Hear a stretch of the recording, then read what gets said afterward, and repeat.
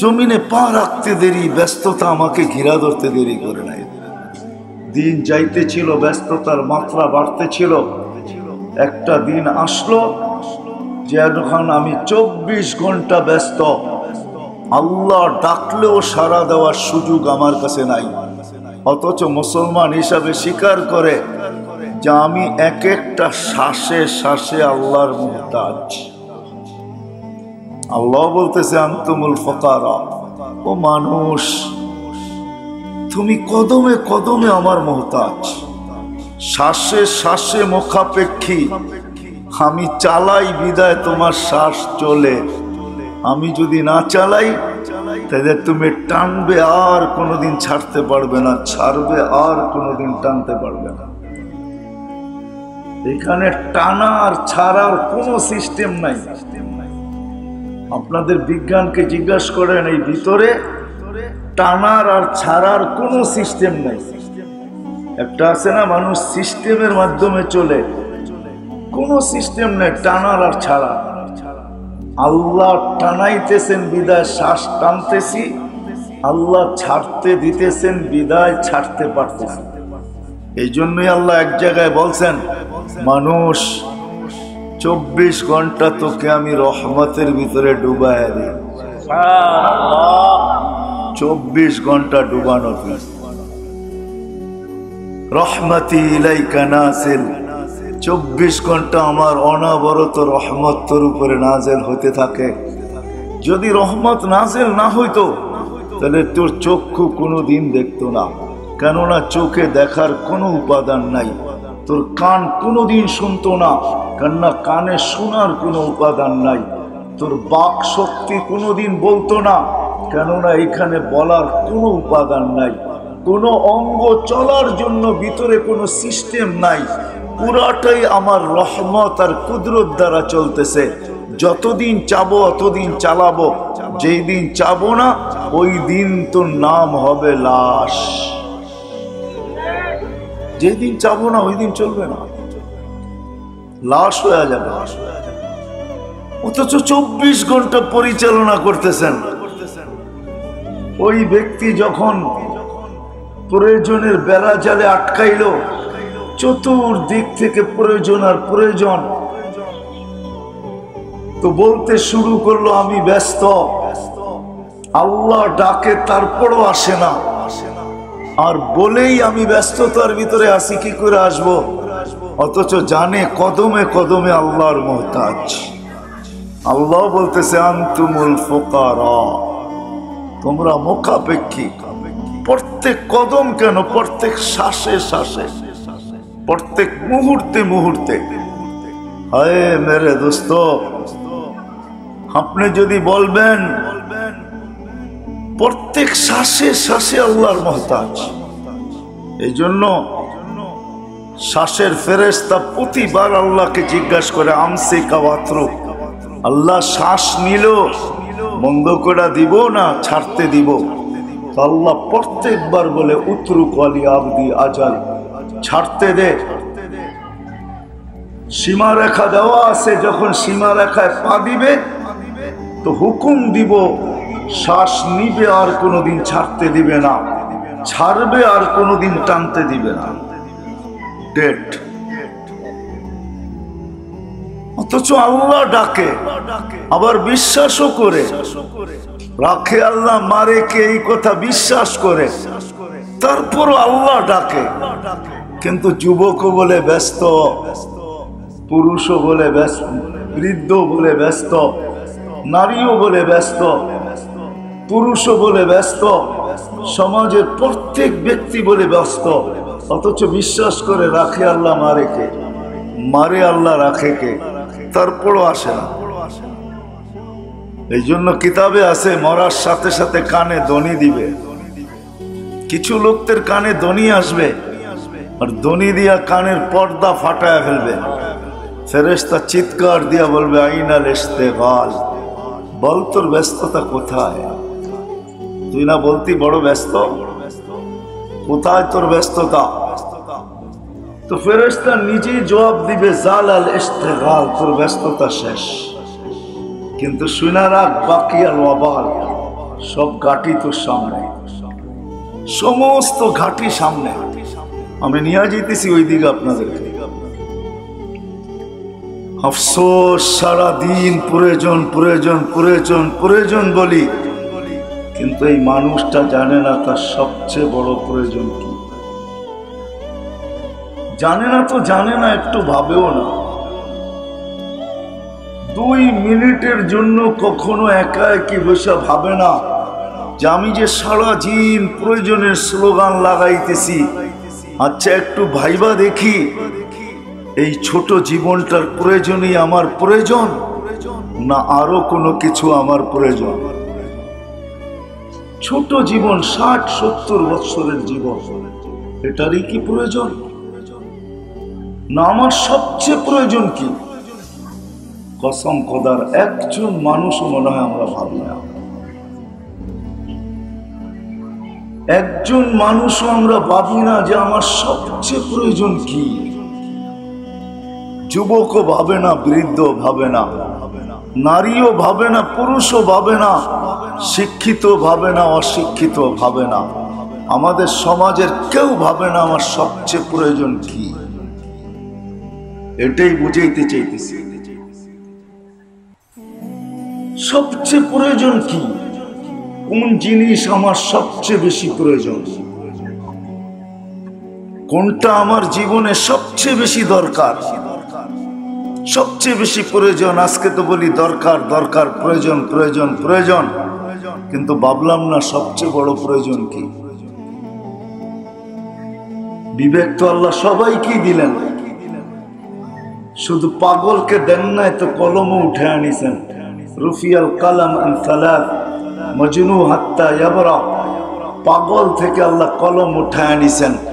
কেননা ওকে বিবেক বুদ্ধি আল্লাহ দেন নাই, সে পাগল বিদায় কলম তার থেকে উঠানো। আমাদের কারো থেকে তো কলম উঠানো না, আমরা তো কেউ পাগল না, আমাদেরকে তো আল্লাহ বিবেক দিছেন, বুদ্ধি দিছেন, বিদ্যা দিছেন, সবকিছু দিছেন। আমাদের তো ভাবা দরকার ছিল যে আমার সবচেয়ে প্রয়োজন কি, সবচেয়ে কোন জিনিসটা প্রয়োজন। আজকের প্রয়োজনই সবচেয়ে বড় প্রয়োজন, না কোন জিনিসের প্রয়োজন। এই জন্যই কোরআন বুঝাইতে চাইতেছে, কদ্দামাত লিগাদ। মানুষ, তোর বাবা দরকার ছিল, ইয়া আইয়ুহাল্লাযীনা আমানুত্তাকুল্লাহ ওয়াল তানজুর নাফসুম মা কদ্দামাত লিগাদ। বাবা উচিত ছিল যে আজকের প্রয়োজন নিয়ে আমি এতটুকু মাথা ঘামাইতেছি, কালকে আমার প্রয়োজন কি, কালকে কি প্রয়োজন, কালকে কি প্রয়োজন, এটা মানুষ হিসাবে বাবা উচিত ছিল। কারণও বলতেছি আমি, কেন জানেন? 2টা জিনিস মানুষের কপালে আর কারো কপালে আল্লাহ লেখেন নাই। মানুষের সাথে আরেকটা সম্প্রদায়ের যোগ করা যায়, কিন্তু ওদেরকে তো চোখে দেখি না, না দেখার কারণে যোগ করতে চাইতেছি না। যেদিন থেকে দেখব ওদিন থেকে ওদেরকেও যোগ করব। বিদায় মানুষ দেখতেছি, বিদায় মানুষেরটাই বলতেছি। 2টা জিনিস মানুষের কপালেই লেখা, এই মানুষই চিরদিনের জন্য সফল হবে, না হয় চিরদিনের অসফল হবে। চিরদিনের জন্য সফল হবে, যেটাকে কোরআনের ভাষায় সাআদাত বলে, সাআদাত, সাঈদা। কোরআনের ভাষায়, হাদিসের ভাষায় যেটাকে কোরআনের ভাষায় ফৌজ বলে, ফৌজান আযীমা, বহুত বড় সফলতা।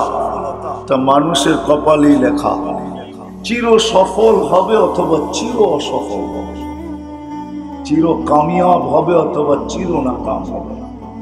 আর মানুষের সাথে যাকে যুক্ত করতে চাইছিলাম তিনি হলো জিন্নাত। এই 2 সম্প্রদায়ের কপাল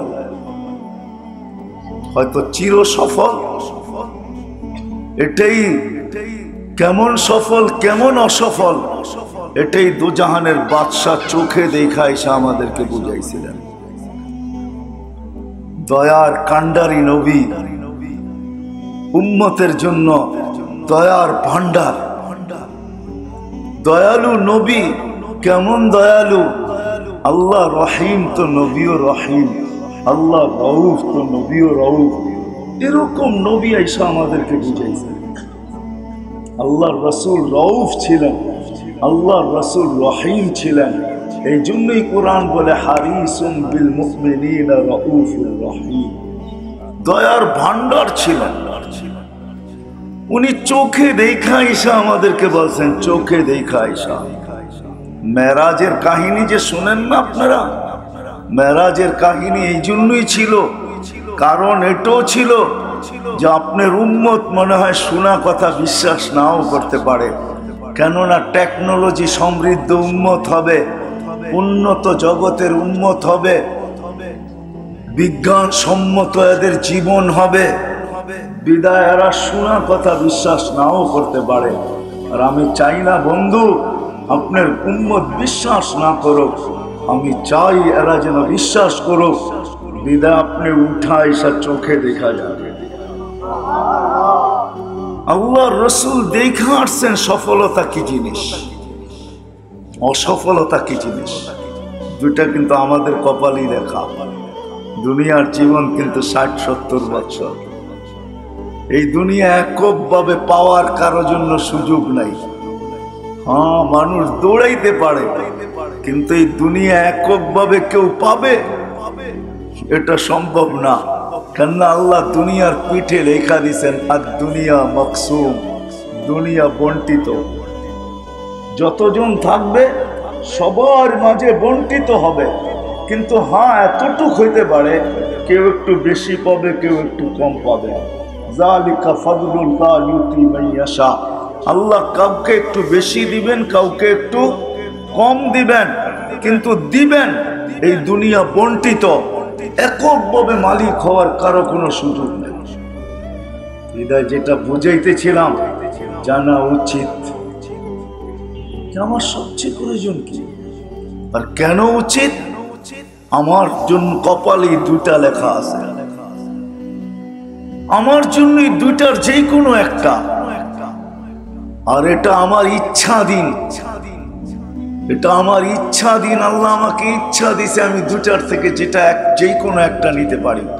এই জন্যই কোরআন বোঝায় ফামান শাআ ইউমিন, ইচ্ছা তুমি এটাকে মাথায় রাখতে পারো, আবার ইচ্ছা জুতার মাথায় রেখে উড়েও দিতে পারো। ওমান শাআ ইয়াকফুর, ইচ্ছা তুমি হাত পাইতা নিতেও পারো, আবার তুমি জুতার মাথায় রেখা উড়েও দিতে পারো। যেমন আজকে আমরা, রাগ হয় না, নবী যদিও দয়ার ভান্ডার ছিলেন, উম্মতের এরকম কোন শ্রেণী নাই যে শ্রেণীর জন্য চোখের পানি না জড়াইছে। হায় হায় হায় হায় হায় হায়, যাকে সমগ্র জগতের চাবি দিতে চেয়েছেন আল্লাহ, সমগ্র জগতের ভান্ডারের চাবি, শুধু উম্মতের দিকে তাকায় নেন নাই। বলে আমাদেরকে জিজ্ঞাসা করেন, আল্লাহ রসুল বলছে উতিতু মাফাতিহাস সামাওয়াতি ওয়াল আরদ, আল্লাহ আকাশ জমিনের ভান্ডারের চাবি আমাকে দিতে চেয়েছেন, আমি নেই নাই। 60-70 বছরের জন্য নিয়া করব তো করব কি? 60-70 বছরের জন্য নেই নাই। বলে নিবেন, বলে চিরদিনের জন্য নিব। আর একা নিয়া করব কি? একা নিয়া কি করব? উম্মতকে সহ নিব। যেদিন নিব ওই দিন উম্মতকে সহ নিব, একা নিব না। এই জন্যই তো কোন এক জায়গায় বলছিলেন, বুঝাইতে চাইতেছেন যে তোমরা ভাবছো আমি সৃষ্টির সর্দার, আল্লাহ জান্নাত দিবে আর আমি দৌড়ায় চলে যাব আর ওইখানে যে আরাম করব। 2500 মানুষ একটু বসতে চেষ্টা করেন, তাহলে আমার কথা বুঝে আসবে। তোমরা ভাবছো আমি সৃষ্টির সর্দার, আল্লাহ আমাকে জান্নাত দিবে আর আমি দৌড়ায় চলে যাব আর ওইখানে যে আরাম করব, তাইলে এই কথা কোনোদিন বলতেন না যে লান আরদা হাত্তা ইয়াকুনা ওয়াহিদ মিন উম্মতি ফিন নার, আমি একজন উম্মত জাহান্নামে থাকা পর্যন্ত আপনার উপরে রাজি হব না। চাই আপনি জান্নাত দেন, চাই নেয়ামত দেন, চাই যা মলে তা দেন, আমার উম্মত যতক্ষণ পর্যন্ত একজনও জাহান্নামে থাকবে আমি রাজি হব না। কি বুঝাইতে চাইছেন? কি বুঝছেন? মাকামে মাহমুদে যাবেন, আল্লাহ বসাইতে পারবেন না। কোরআন বলে ফাতাহাজ্জাত বিহি নাফিলাতাল লাক আসা আইয়াব আসাকা রাব্বুকা মাকামাম মাহমুদা। আপনার জন্য একটা চেয়ার আমার পাশে রাখা আছে, যেটাকে মাকামে মাহমুদ বলে। প্রশংসার যে সিংহাসন আমি আপনার জন্য বসাইছি, ওই সিংহাসনে আপনি বসবেন আর প্রশংসা করবেন। আল্লাহর রাসূলের সিংহাসনের কাছে যাবেন বটে, কিন্তু হাত রাখবেন, বসবেন না। আল্লাহ জিজ্ঞাসা করছে কেন বসেন না? বলে বসলে উম্মতের জন্য 3 জায়গায় ছুটবে কে? উম্মত পিপাসিত হবে, যে পানি কে পান করাবে? উম্মতের হিসাব কিতাবের সময় যদি পাল্লা সামনে না ঝুঁকে তো হাত দিয়া দোয়া করে কে ঝুঁকায় দিবে? উম্মত যদি পলসে রাতে ফাইসা যায় তো দুরুদের গাট্টি দিয়া কে পার করাবে? আমি যদি বসা যাই তো এই 3 জায়গায় পার করাবে কে? আল্লাহ। কিন্তু লানত আমাদের জিন্দেগির উপরে এতভাবে বুঝায় ওলামায়ে কেরাম, কিন্তু উম্মত বসতে চায় না। উম্মত তো নিশায়, 60-70 বছরের নিশা। প্রত্যেক মানুষকে যেন নিশার ভিতরে দেখা যায়। 60-70 বছর না, ও যুবক, তোর যৌবন থাকবে তো থাকবে কতদিন? বল, কতদিন থাকবে বলেন? আরে বলেন না, যৌবন কতদিন থাকে? কতদিন? 15 বছর বয়স থেকে নিয়ে কয় বছর পর্যন্ত থাকে? 50 পর্যন্ত। হ্যাঁ কি? আর না 50ই মানে 15 থেকে 50 কয়দিন রইল যৌবন? 35 বছর, ঠিক না?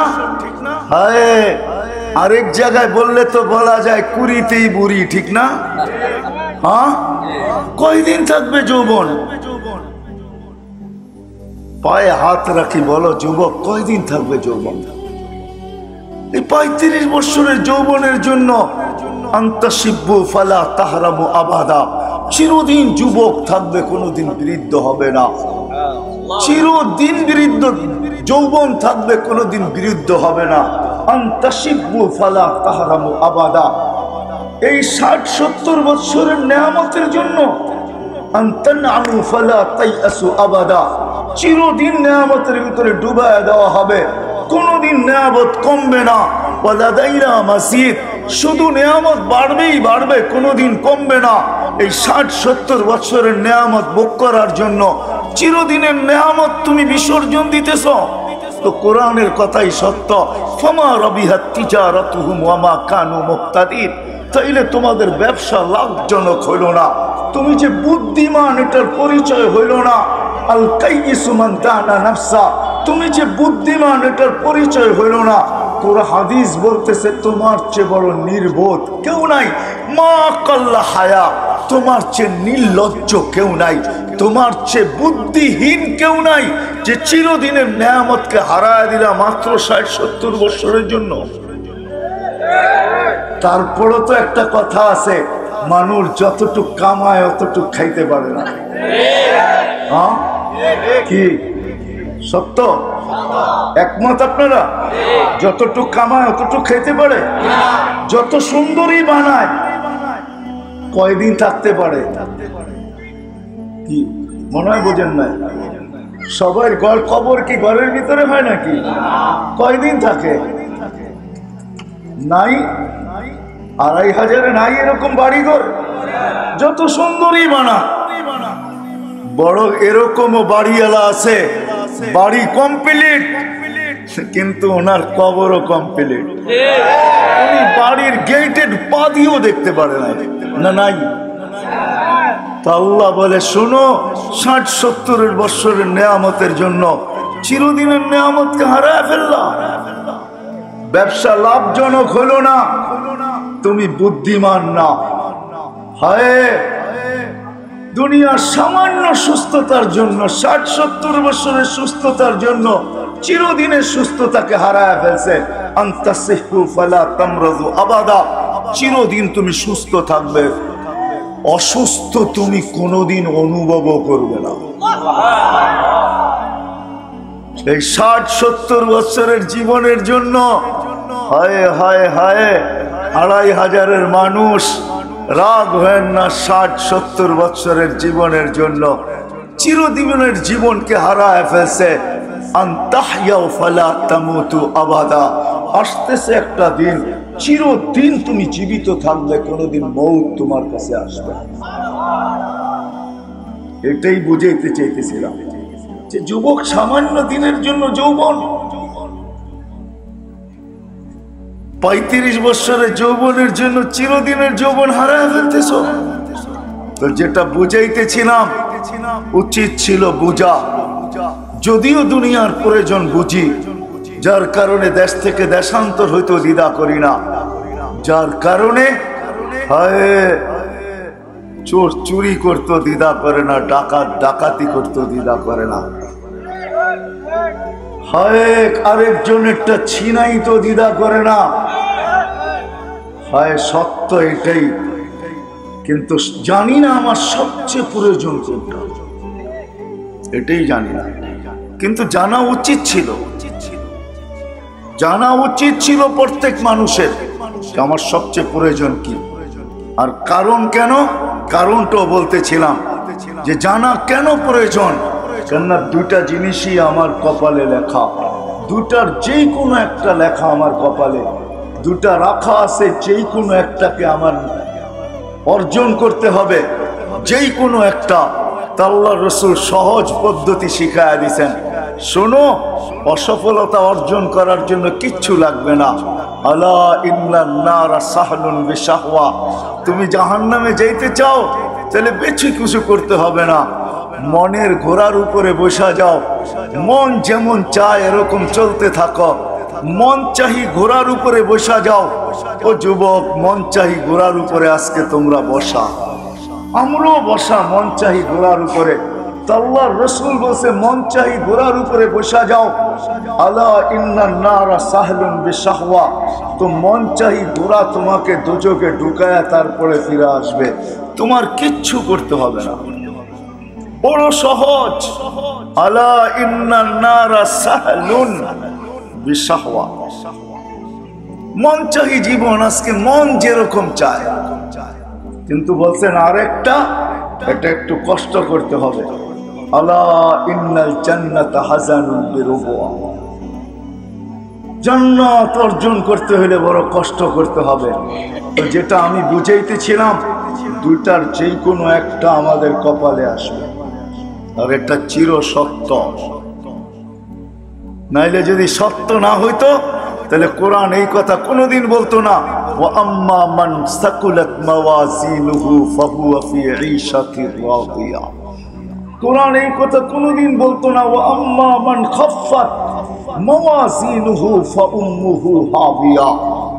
যার আমলনামার পাল্লা ভারী হবে, ফাহুয়া ফি ঈশাতির রাদিয়া, চির সুখের জায়গা জান্নাতে যাবে। আর যার পাল্লা ভারী হবে না, চির অশান্তির জায়গা দোজখে যাবে। কেমন অশান্তি! আমি তো বলি দোজখের কোনো আযাব প্রয়োজন নাই, শুধু দেহটাই যথেষ্ট। বিশ্বাস যদি না হয় তাহলে আমি দেহের একটু বর্ণনা দিই। শুধু বসতে জায়গা লাগবে 470 কিলোমিটার। কত? যার বসতে জায়গা লাগবে 470 কিলোমিটার, পিছনের অংশটা, কোমরের নিচের অংশটা এতটুকু বড় হবে যে 470 কিলোমিটার লাগবে বসতে। এই দেহটা উঠাবে তো উঠাবে কি করে? একটা দাঁত হবে 10 কিলোমিটার চওড়া, উপরের মাড়িটা হবে 160 কিলোমিটার, নিচেরটা হবে 160 কিলোমিটার। যে চেহারাটায় ফিট হবে ওই চেহারাটা কেমন হবে একটু ভাবেন না। দেখেন তো না, আপনাদেরকে নিয়ে যেতে পারলে দেখাইতে পারতাম। আমি দেখে আসছি, আপনারাও যদি চাইতেন একটু ভালো হতো। এই জন্যই তাবলিগালারা বলে বিদেশ সফর করো। সফর করলে দেখা যায় ইয়ামানে ওই পাহাড় রাখা আছে, যেটাকে আল্লাহ রসুল বলছেন এক এক জাহান্নামীর এক একটা ডান হবে ইয়ামানের পাহাড় বয়জার সমান, জাবালে বয়দা। ওই পাহাড় না দেখলে বোঝা যাবে না যে ওই পাহাড় কত লম্বা, কত মোটা। ওই পাহাড়ের সমান এক একটা রান হবে। কোনো শাস্তির দরকার হয় না।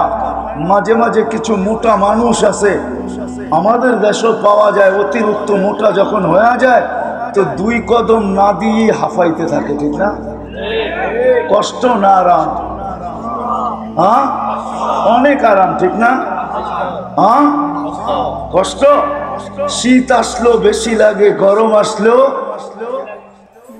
আবার মোটা হওয়ার কারণে শরীরের বিভিন্ন জায়গায় ফাটলও ধরে, ঠিক না?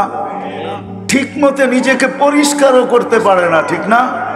হ্যাঁ, বেশি মোটা, পেট এতটুকু আগে চলে গেছে, হাতের থেকে পেট আগে চলে গেছে। এখন হাত ছোট হয়ে গেছে, পেট বড় হয়ে গেছে, তো হাত জায়গা মতে যাবে তো যাবে কি করে? ওরকম পরিষ্কারও হইতে পারে না। পরিষ্কার হইতে হইল মনে হয় ব্রাশের প্রয়োজন হয়, জানি না এরকম ব্রাশ তৈরি হয়েছে কিনা, বুঝাইতে মনে হয় পারি নাই। রাগ হয়ে গেলেন? রাগ হয়ে না, ক্রিটিসাইজ করতেছি না, বুঝাইতে চাই। শরীরগুলা ফাটবে, রক্ত আর পুজ জমা হবে।